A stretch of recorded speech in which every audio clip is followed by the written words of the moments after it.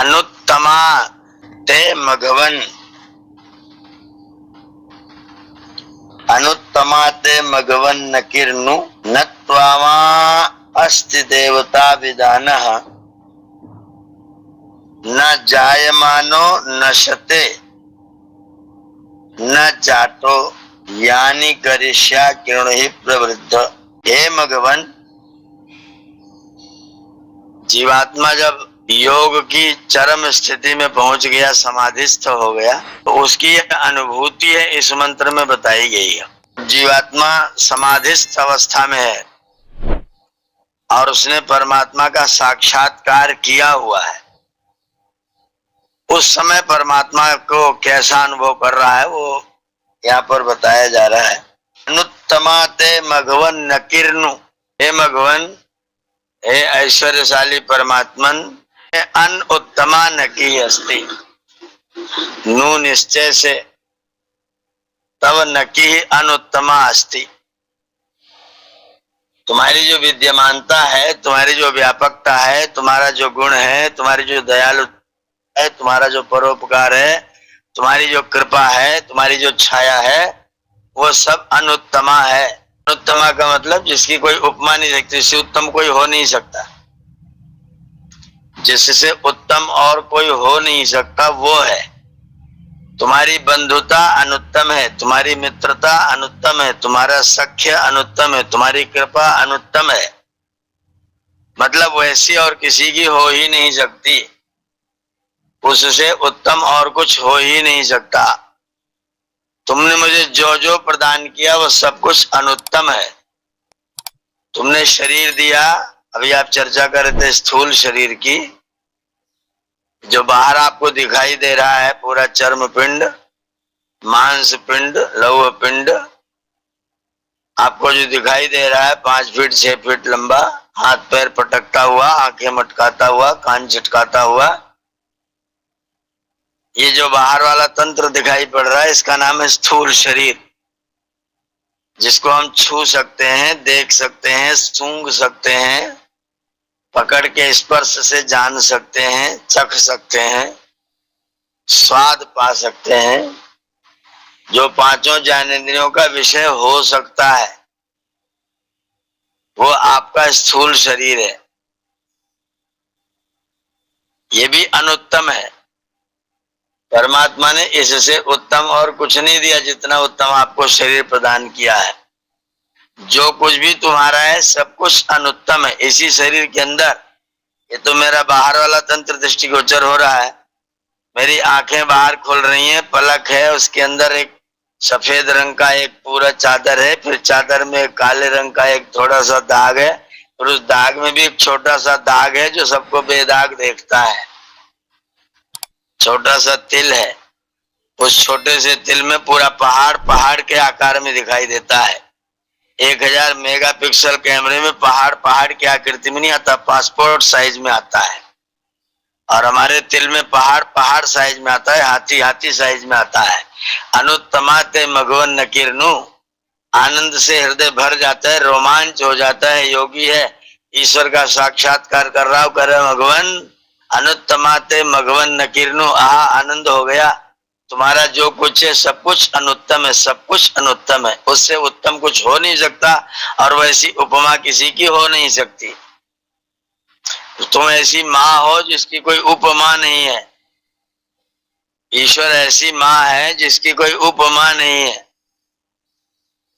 अनुत्तमा ते मघवन न किर्नु, ये बाहर का तंत्र तुमने पूरा खड़ा करके मुझको दिया है, और इस बाहर के तंत्र के अंदर मुझको अंदर का भी एक तंत्र दिया है, जिसको हम लोग सूक्ष्म शरीर के नाम से जानते हैं। इसमें 5 ज्ञानेंद्रियां हैं। ये जो बाहर दिखाई दे रहा है तो चर्म गोलक, ये ज्ञानेंद्रिय दिखाई देने वाला स्थूल शरीर है। ये इसके अंदर शक्ति है, आंखें हैं किसी की, और अगर अंदर से उसकी शक्ति जाती रहे, नसें सूख जाए, तो ये आंखें रहते हुए भी आप कुछ नहीं देखेंगे। तो जिस शक्ति से ये आंखें देखती हैं, वो शक्ति जो है वो सूक्ष्म शरीर है। स्थूल शरीर, सूक्ष्म शरीर। स्थूल बाहर वाला तंत्र है जो दृष्टिगोचर हो रहा है, छिद जल पावक गगन समीरा, पंच तत्व से बना शरीरा। ये धरती जलवायु अग्नि और आकाश से रचा हुआ पिंड है। इसके अंदर सूक्ष्म शरीर है जिसमें आपकी पांचों ज्ञानेंद्रियां, पांचों कर्मेंद्रियां, शब्द स्पर्श रूप रसगंध और मन बुद्धि चित्त और अहंकार, ये तत्व आपके सूक्ष्म शरीर में समाहित है। सूक्ष्म शरीर आत्मा के साथ में आता जाता है।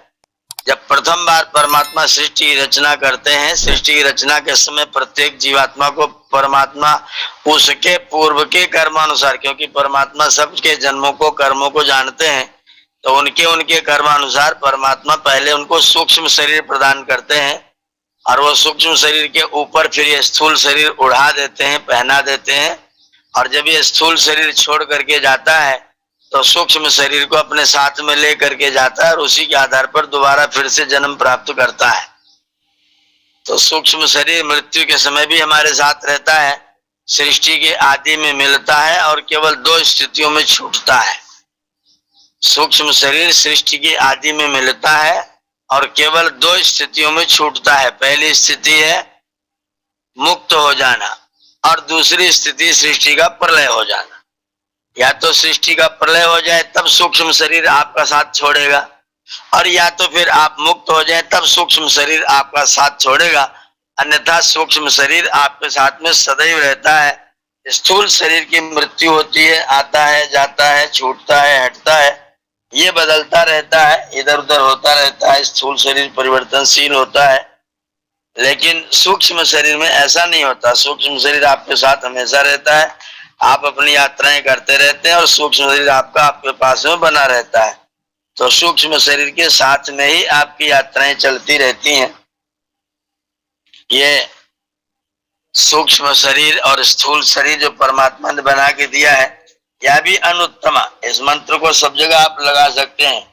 अनुत्तमा ते मघवन नकीर्नु, हे परमेश्वर आपकी जितनी भी क्रियाएं हैं, जो कुछ भी आप करते हैं, वो सब का सब अनुत्तम ही है, सबका सब श्रेष्ठ ही है, सबका सब ऐसा है कि उससे उत्तम और कुछ हो नहीं सकता है। ये लास्ट स्टेज है उत्तमता का जो आपने हमको प्रदान किया है। न त्वावा अस्ति देवता, तुम्हारे जैसा और कोई देवता नहीं है। देवता बहुत सारे हैं, लेकिन तुम्हारे जैसा त्वावान न अस्ति देवता, तुम्हारे जैसा और कोई देवता नहीं है। तत्सदृशा नास्ति कश्चित देवता, तुम्हारे जैसा देवता कोई नहीं। जो विदाना, विदाना माने ज्ञानशील, विद धातु से शानज प्रत्यय, कानज प्रत्यय, तो विदाना, विदाना माने ज्ञानशील, जो हमेशा जानता रहता है। मेरे प्रत्येक कर्म को, मेरे प्रत्येक विचार को, मेरी प्रत्येक सोच को जो विदाना माने जानता है, ऐसा कोई देवता नहीं जो मेरी प्रत्येक सोच को जानता हो। मेरे माता पिता देवता हैं, सूर्य चंद्र तारे नक्षत्र पृथ्वी जलवायु अग्नि आकाश वृक्ष वनस्पति सबके सब देवता हैं। ये सब देवता हैं। जो कुछ आपको दृष्टिगोचर है आपके लाभकारी, जो आपका लाभकारी वो आपका देवता है। ये सभी देवता हैं, लेकिन तुम्हारे जैसा विधाना देवता कोई नहीं है। मेरी माता जी मुझे जानती है, लेकिन मेरे प्रत्येक कर्म को न माता ही जानती है न पिता ही जानते हैं, कोई भी नहीं जानता है। मैं पिताजी के बारे में क्या विचार रखता हूँ अगर कह दूं तो पिताजी जान जाते हैं, न कहूं तो पिताजी को कुछ पता नहीं है। और क्या पता मैं कह कुछ रहा हूं और सोच कुछ रहा हूं, इसका भी पिताजी को पता नहीं है। लेकिन ईश्वर जैसा है वो देवता विदाना देवता है, वो ज्ञानशील देवता है। वो मेरी प्रत्येक क्रिया को, मन में आए हुए भाव को, मन में उठते हुए उद्वेगों को, चिंताओं को, सारी की जानकारी ईश्वर के अंदर है। न त्वामा अस्ति देवता विदाना, तुम्हारे जैसा विदाना देवता कोई नहीं है। तुम्हारे जैसा ज्ञानवान देवता, सूर्य देवता है, चंद्र देवता है, वायु देवता है, जल अग्नि पृथ्वी आकाश सब देवता हैं, लेकिन विदाना देवता तुम्हारे जैसा कोई नहीं जो मुझे जानता हो। विदाना, विदाना माने जानशीला, जानने वाला। देवता सब है, लेकिन विदाना देवता तो तुम ही हो।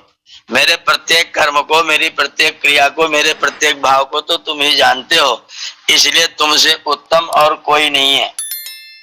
न जायमाना, न जायमाना, न तो तुम उत्पन्न होते हो, न नश्यते, न तुम्हारा नाश होता है, न जाता, न तुम कभी पैदा हुए हो, न पैदा हो रहे हो, न पैदा हो रहे होते हो, न तुम्हारा नाश ही होता है।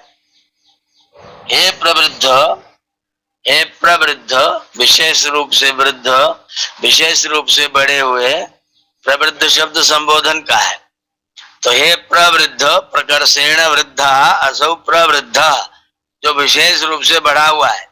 बाकी सब लोग पहले छोटे होते हैं, फिर बड़े होते हैं, फिर और बड़े होते हैं, फिर और बड़े होते हैं। हम लोग बच्चे थे, फिर कुमार हो गए, फिर किशोर हो गए, फिर युवा हो गए, फिर प्रौढ़ हो गए, अब प्रौढ़ से वृद्धावस्था, वृद्धावस्था से मृत्यु अवस्था। तो हमारी तो यह हालत होती है। पर परमात्मा तो सदा एक रस प्रवृद्ध है, वो सदा से एक समान बढ़ा हुआ है। न कोई घटता है, न कोई बढ़ता है, न कोई तिरछा होता है, न कोई आड़ा होता है। स ओता प्रोतश्च, ओत और प्रोत सर्वत्र, ओत और प्रोतस में कोई अंतर भेद नहीं आता, इसलिए उसका विशेषण भेद न दिया। तुम प्रवृद्धा, हे परमेश्वर तुम तो प्रवृद्ध हो। यानी करिष्या कृणोहि, जो आप करने वाले हो करो, जो आप करने वाले हो करो, जो मेरे लिए देने वाले हो दो, जो मुझे आपने देना। यानी करिष्या कृणोहि, जो तुम करोगे वो करो। मैं नहीं कहूंगा तुम ये करो, मैं तुमको आदेशित नहीं करता कि मेरे साथ ये करो, मेरी ये कर दो, मेरी ये प्रार्थना सुन लो, मुझे पुकार लो, मुझे बुला लो, कुछ नहीं, मैं कुछ नहीं कर रहा। यानी करिष्या, जो तुम करते हो कृणोहि, वो तुम करो। जैसा आपको करना हो, मेरे कर्मानुसार, मेरे कर्म फलानुसार, आपके सिद्धांतानुसार, उस सिद्धांत के अनुसार मुझको जो कुछ प्रापणीय हो वह कुछ अधिकतम प्राप्त करा दो। जो कुछ देते हो दे दो, दुख देना हो दुख दे दो, सुख देना हो सुख दे दो, संतान देना हो संतान दे दो, मित्रता देनी मित्रता दे दो, धन देना हो धन दे दो, जो कुछ देना हो दे दो। जो तुम देने वाले हो वो तुम दे दो। आपकी इच्छा है कि तुम क्या देने वाले हो, क्या नहीं देने वाले हो। जो तुम देने वाले हो उसको मैं जानता नहीं, उसका मुझको पता नहीं है, इसलिए जो देना। यानी करिष्या कृणोहि, जो तुमको करना हो करो। कृणोहि लोट लकार का रूप है, करिष्या ये लिट लकार का रूप है और वैदिक रूप है। तो नहीं तो हे करिष्यन होता या कुछ और होता, करिष्यति होता, पर यहाँ पर सीधा आज आदेश करके करिष्या शब्द बना दिया है। तो यानी करिष्या, जो तुमको करना हो वो तुम करो, जो आप मुझे मेरे लिए करना चाहते हो वो करो, जो मेरे योग्य हो वो करो, आपकी इच्छा आपकी मर्जी। हम तो तुम्हारी शरण में आए हैं, तुम्हारे समर्थन में आए हैं, तुम्हारी कृपा छाया में आए हैं। जो मर्जी आए, जहाँ चाहो जैसा चाहो वहां लगाओ, आपकी इच्छा।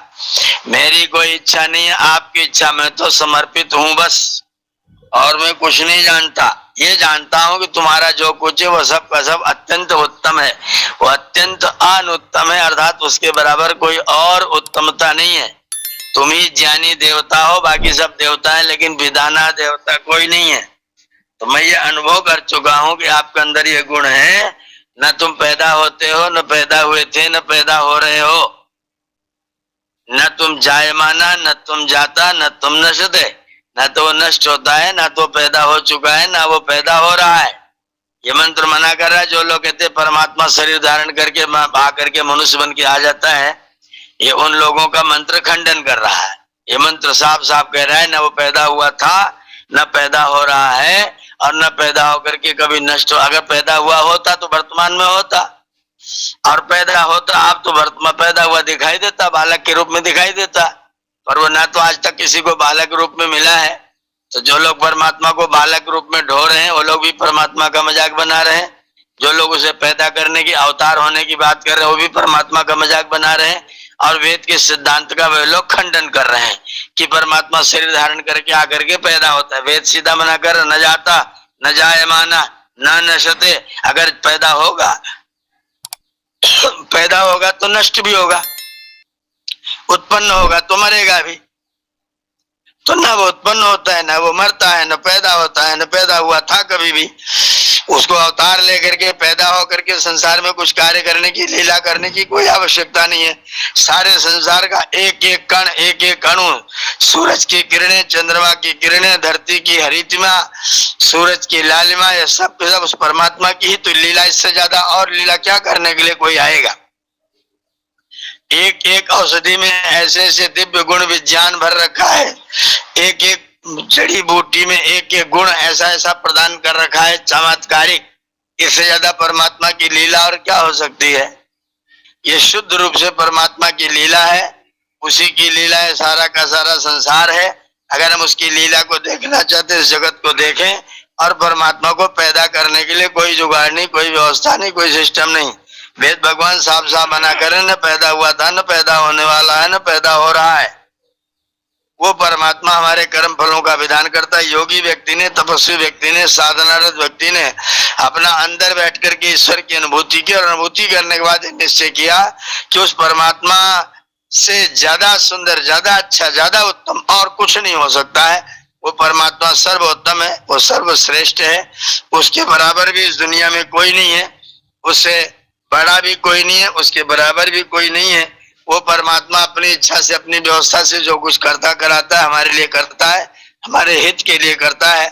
इसलिए हमको अपने हित की बात सोच करके रखना चाहिए और परमात्मा की उपासना करनी चाहिए।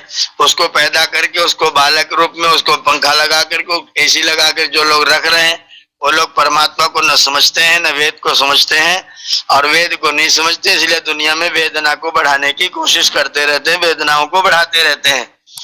वेद का सिद्धांत जो तथ्य कह रहा है, उस तथ्य को न मान करके जो व्यक्ति अपने जीवन का व्यवहार करेगा, वो व्यक्ति वेद को नहीं मानेगा। जो वेद को नहीं मानेगा उसको वेदना अवश्य होगी, ये सिद्धांत है।